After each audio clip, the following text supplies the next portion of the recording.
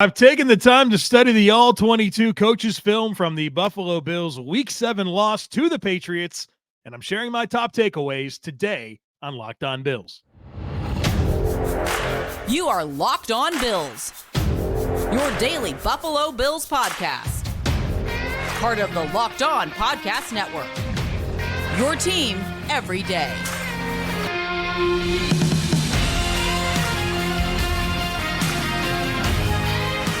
What's up, Bills Mafia? It's Joe Marino, author of Go Bills and Buffalo's Run, also the co-host of the Locked On NFL Scouting Podcast, and I'm your host of Locked On Bills. Want to thank you for making Locked On Bills your first listen every day, and a big welcome and shout out to our everydayers. You know who you are. Those of you who never miss a single episode, I appreciate y'all being here very, very much. I'd also like to invite you to subscribe or follow for free on YouTube or wherever you listen to podcasts. We're part of the Locked On Podcast Network, your team every day. Today's episode is brought to you by Gametime. Download the Gametime app, create an account, and use code LOCKEDONNFL for $20 off your first purchase. Last-minute tickets, lowest price, guaranteed. Well, folks, you know what time it is. We're going to break down my observations from studying the All-22 coaches film, which is what I did all day on Monday. I just finished, and now it's time to have a conversation about what I saw.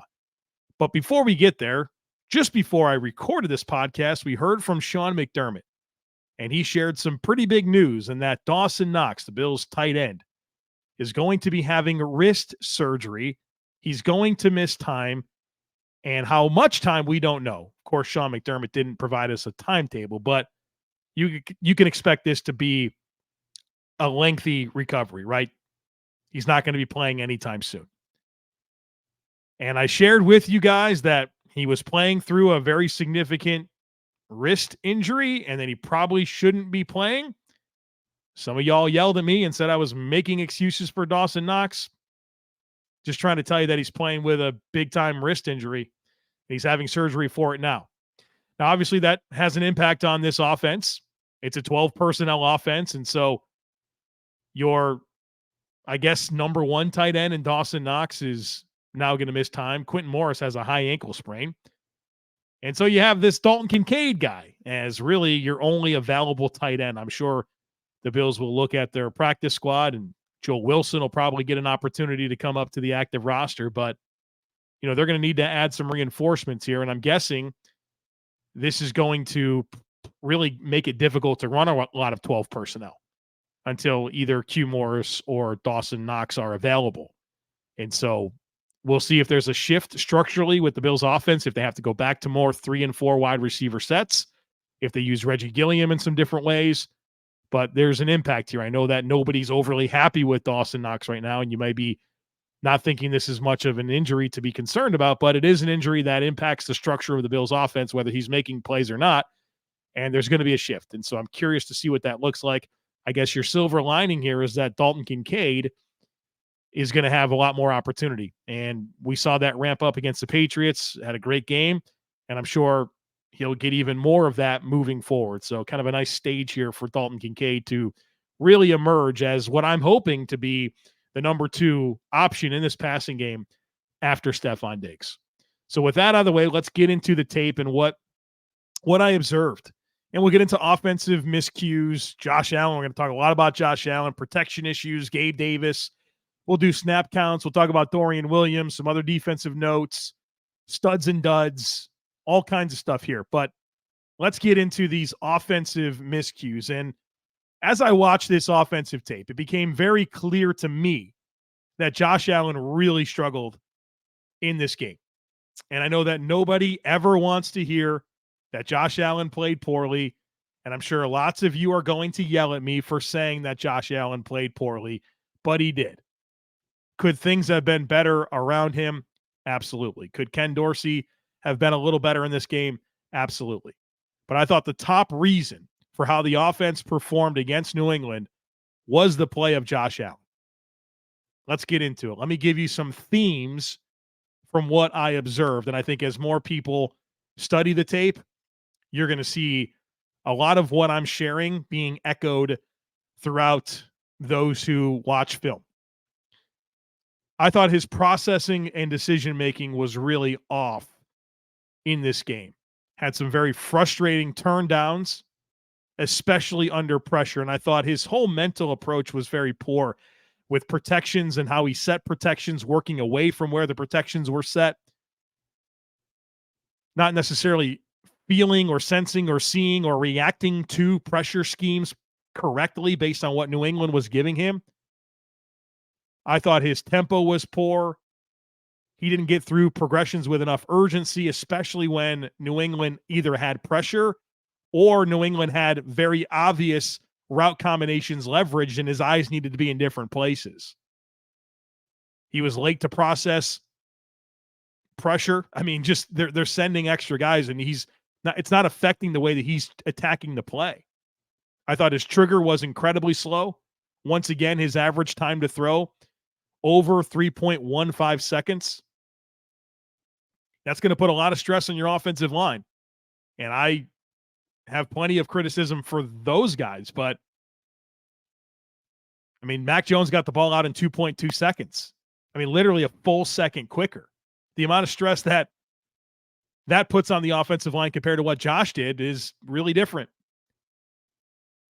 He absolutely had some accuracy lapses, right? The two misfires to Stefon Diggs, right? The deep shot, then the outbreaking pattern, missed him. Josh has to get back to taking profits and playing smart football. His average depth of target against New England was 10.6. There were issues with Josh Allen not getting the team out of bad run looks. Another situation where they're trying to run the ball to a side of the formation where there's 4 Patriots players for 2 Bills offensive linemen to block. You can't run the play. Not making correct decisions on run pass options. I mean, honestly, minus the quantity of turnovers, I felt a lot of things about Josh Allen that I did in that Jets game in week 1. Thought he was chasing some plays and just not doing the smart, correct thing with any level of consistency that's needed to win a football game. And I'm not talking about Josh Allen not being Josh Allen. That's not what I'm saying. But within the context of a football game, there are certain times where you just need to take the profit. You need to go to the smart place with the football. And Josh Allen didn't do that. Now, I'm confident this analysis is going to be met with some resistance, some anger towards me for daring to say that Josh Allen played poorly and not pointing enough fingers at Ken Dorsey or enough fingers at not being able to trust the offensive line or weapons, whatever you want to point it to. I watched that game. I studied it in depth. The biggest problem on the offense was 17. The tape to me was clear. And you know what? If you want to be mad at me, that's fine. I care way more about being honest with you in terms of what I'm seeing than getting yelled at. Josh Allen's not perfect. He makes mistakes. He has bad games. And this is absolutely one of them. Missed so many opportunities. And he did some good, there's no doubt. I enjoyed the 3 touchdown drives in the second half. I enjoyed a lot of what he did to get the team in scoring position in the first half.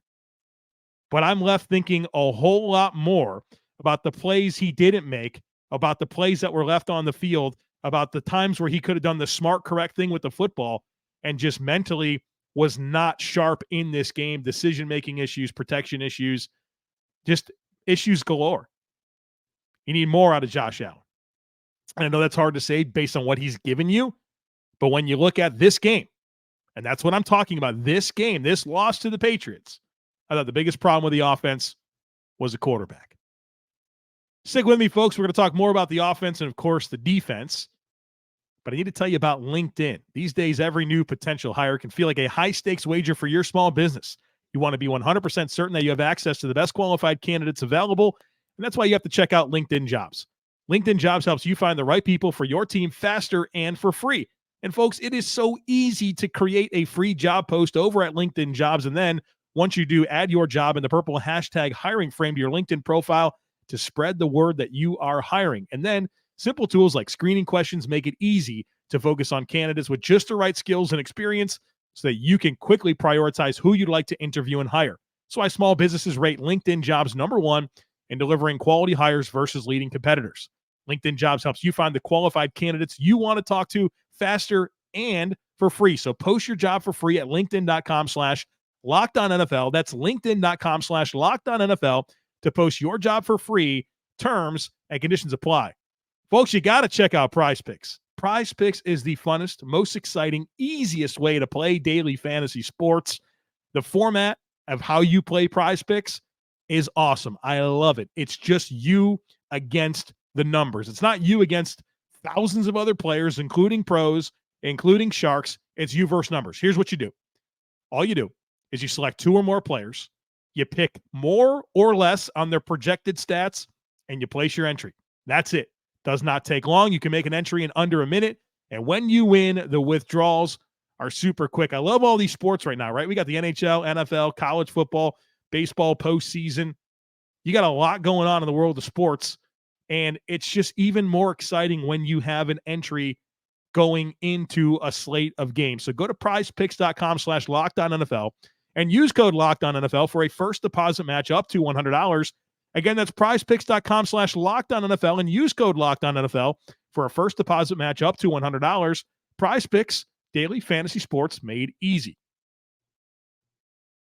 All right, folks, I mentioned Josh Allen was the biggest problem with the offense, but that doesn't mean there weren't other problems. And so I want to get into that now in this segment as we close out the offensive notes and get into the defense here. But outside of Josh Allen, I thought there were protection issues and protection issues in ways that we really haven't seen this season very much. Maybe week 1 against the Jets.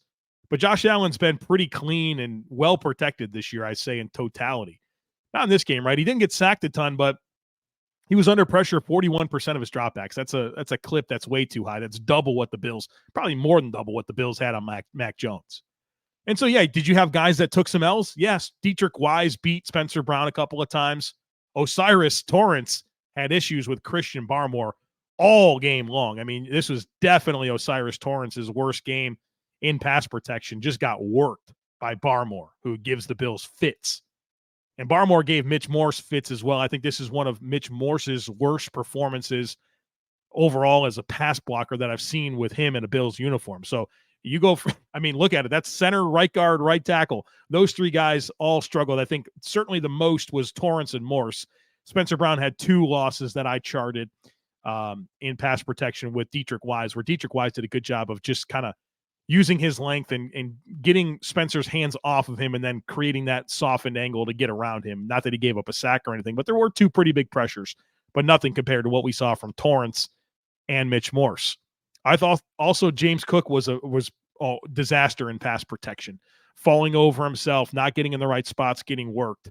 That was a problem for the Bills, was just some of that help that you're used to giving the offensive line. James Cook really wasn't up to the task when he had the opportunity to pass block. And so you're probably thinking to yourself, Joe, you said Josh Allen played poorly. I sure did. He refused to throw hot on several occasions during obvious pressure looks. He didn't have the team in the right pressure, like sliding the right direction, just too many miscues. He has to manage that better, both the pre-snap and the post-snap part of pressure. And Josh just played poorly. Just played poorly. How about Gabe Davis? One of the things I wanted to check the tape on in this game was, all right, is there more for 13?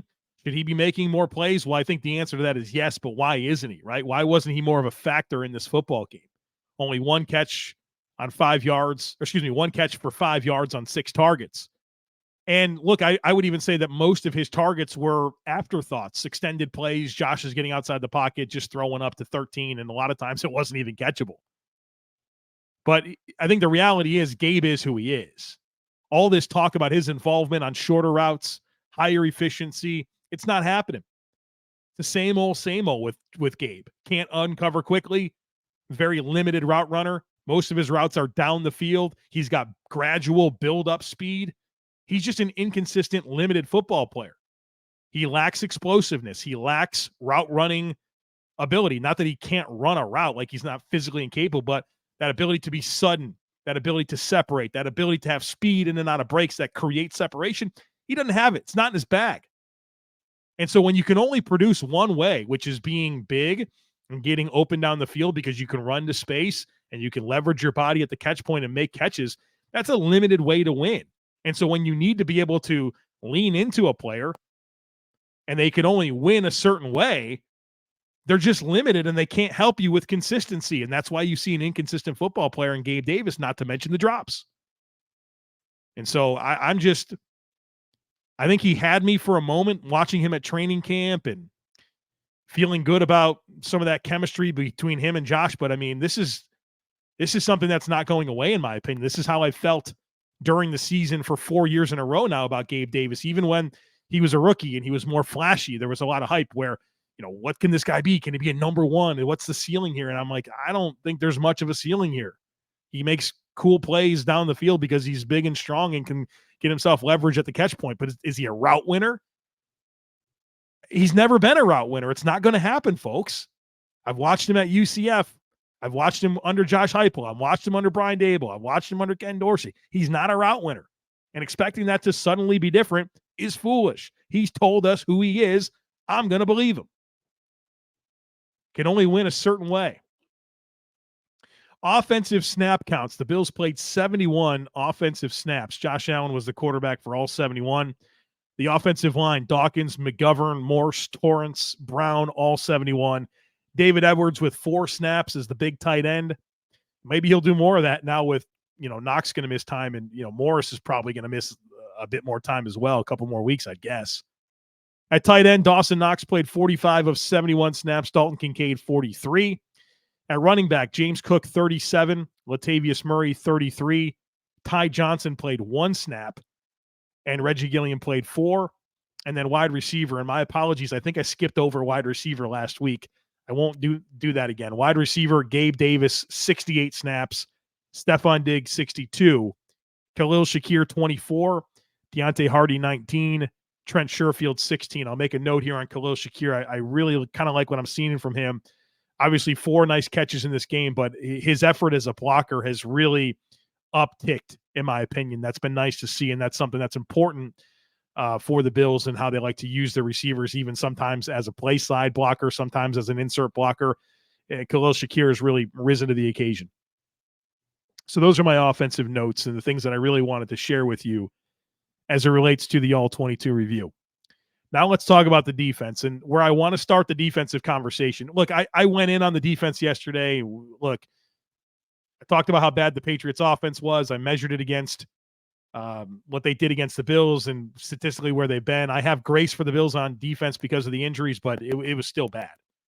It wasn't just talent, right? It wasn't that the Bills lacked talent to be able to play against the Patriots. Guys were making mistakes, and I thought there were more issues than just not having Trey White, Daquan Jones, Ed Oliver, and Matt Milano. And I want to start with Dorian Williams. I think we're all curious about him. I've been dialed in on him every snap to this point, seeing what he can offer in relief of Matt Milano. And I'll tell you what, Dorian Williams was rough in this game. He was benched after 21 snaps, and he deserved to be benched after 21 snaps. If you remember the early game for New England, they came out with a lot of motion and a lot of misdirection, and that absolutely wrecked Dorian Williams. I'm sure that when the Patriots were game planning for Buffalo, they came out with a plan and said, if 42's on the field, we're going to attack him. And that's exactly what they did. Dorian Williams played 21 snaps. In those 21 snaps, he had 2 missed tackles. So his missed tackle rate is up to 25% on the season. And he also conceded 3 completions for 60 yards.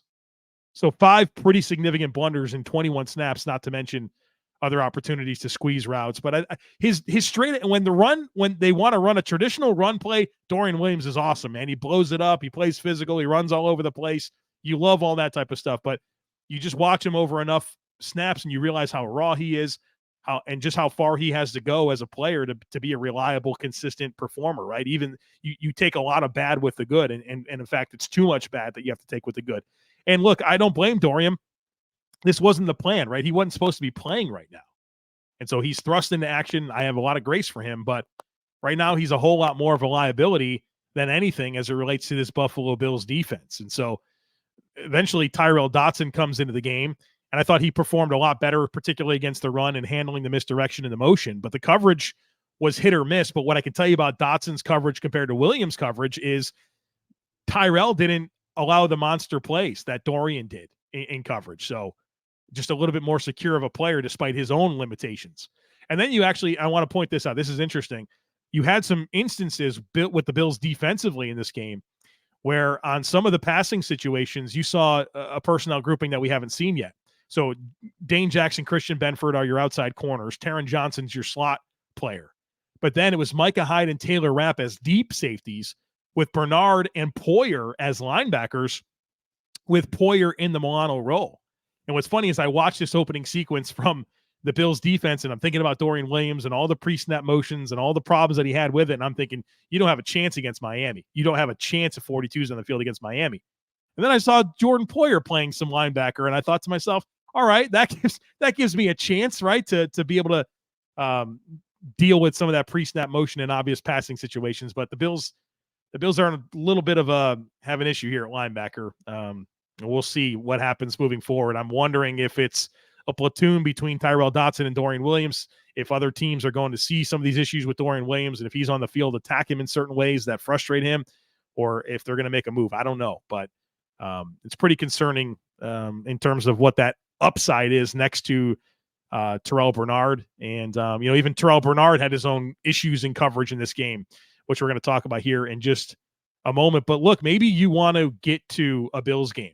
You want to go to Thursday Night Football against the Bucs. You want to go to some Sabres games.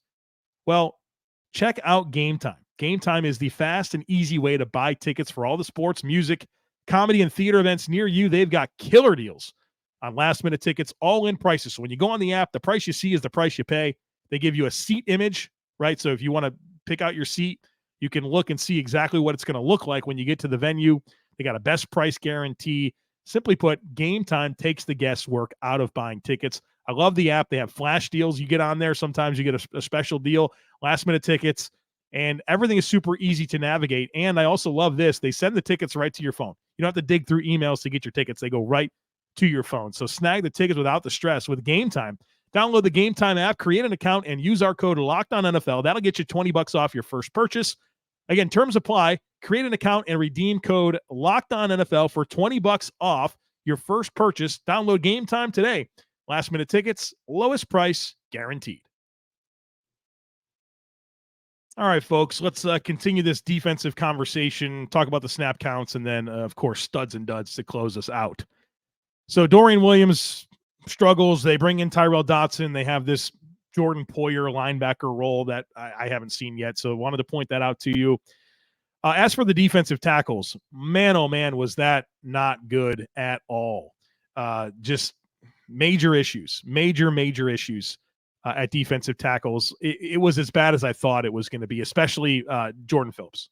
I mean, Jordan Phillips just could not anchor, getting blown off the ball left and right. I mean, the middle three of the Patriots offensive line just dominated all day long. And so, you had low expectations at Ed Oliver and Daquan Jones, but you thought maybe Jordan Phillips as a veteran could bring something. He couldn't. Kendall Vickers off the practice squad was an absolute disaster at defensive tackle, getting rooted out of gaps. I mean, Tim Settle was not anchoring well. He was getting too far up the field, just not having good fundamental gap integrity. He didn't get blown off the ball like I saw Jordan Phillips, but he still wasn't in his fit. It was rough. I mean, even Gregory Rousseau didn't play the run well. Wasn't good. I mean, Shaq Lawson and A.J. Epinesa were probably the Bills' two best run defenders in the game on the defensive line. And that certainly makes things very, very difficult. Also with the pass rush, right? The Bills' pass rush was MIA in this game, which is pretty disappointing. And that's how Mac Jones can go out and probably have the best performance of his career. Mac Jones getting the first game-winning drive of his career. He hadn't had a game like that in a long time. 20-25, 272 with 2 touchdowns. Well, he didn't get any pressure on him. He gets the ball out an average of 2.2 seconds. It's easy to hit throws, playing pitch and catch. You got the middle of your defense is just an absolute wreck all game long. And so that starts up front. You're not getting any push. You're not getting any pressure. And then in the middle of the field, Mac Jones worked it.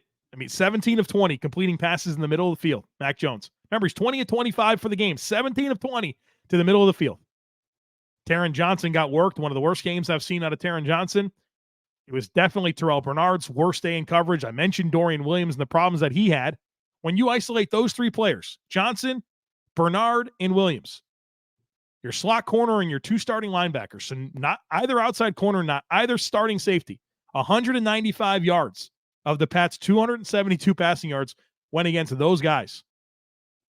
And so your lack of pass rush and then a lot of in-breaking routes, right? Routes kind of coming outside in to the middle of the field. Mac Jones is just making easy throws. Nobody's getting home. It's easy pitch and catch.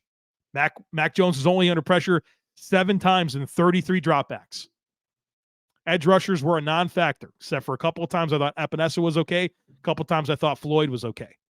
Von Miller played 6 snaps, all in the first half, none in the second half. I wonder how much of that is the Thursday night game. I don't know, but if he's healthy enough to play, he's got to play and he needs to make an impact. Otherwise, you should have started the 21-day window and given him 3 weeks of practice time before you put him out on the field. So maybe you mismanaged that situation as well. Defensive snap counts, 60 snaps for the defense. Defensive tackle, Tim Settle, 36. Jordan Phillips, 34. Poona Ford, 27. Kendall Vickers, 16. Defensive end, A.J. Epinesa, 32. Leonard Floyd, 32. Greg Rousseau, 30. Shaq Lawson, 26. Von Miller, 6. Kingsley Jonathan with 1. I'll say this about Kingsley Jonathan. He's the new Taron Johnson. He played every phase of special teams in this game. So, when you think about Kingsley Jonathan, he's a young, developing defensive end, but he's also helping the Bills cover kicks and punts and block for a kick and punt return. A linebacker, Terrel Bernard, all 60 snaps. Tyrel Dotson, 31. Dorian Williams, 21. At corner, Christian Benford, Dane Jackson, Taron Johnson played all 60 snaps. Poyer and Hyde played all 60 snaps at safety, and then Taylor Rapp played 7 snaps. And that was he came in for those moments where Poyer went down to linebacker.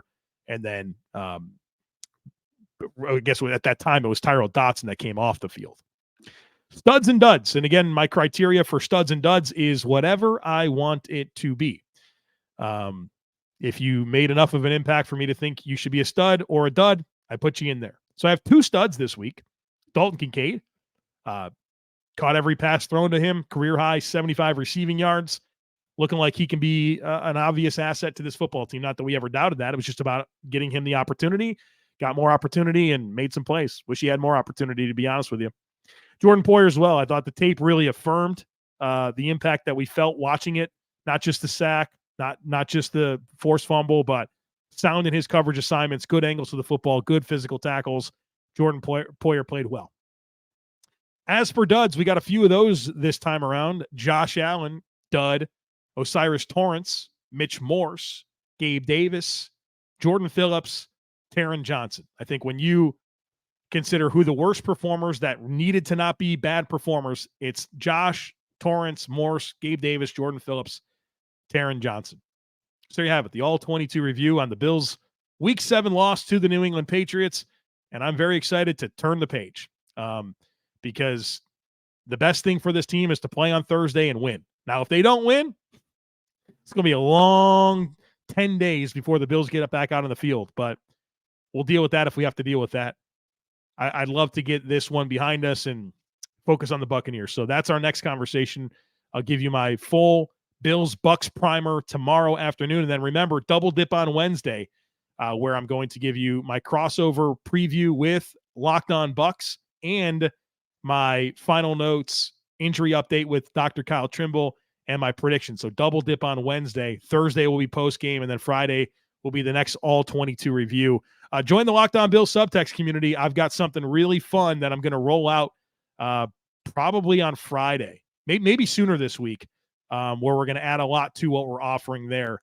And it's only going to be available to subtext subscribers. So check that out. There's a link in today's show notes to join. And I think that's it. Turn the page. On to the next one. Get well soon, Dawson Knox. Josh Allen, please play better. Dial in, please, brother. You're costing this football team right now. All right, as always, I kindly ask that you share, subscribe, rate, and review. Have a great rest of your day. Go Bills. And I look forward to catching up with you again tomorrow.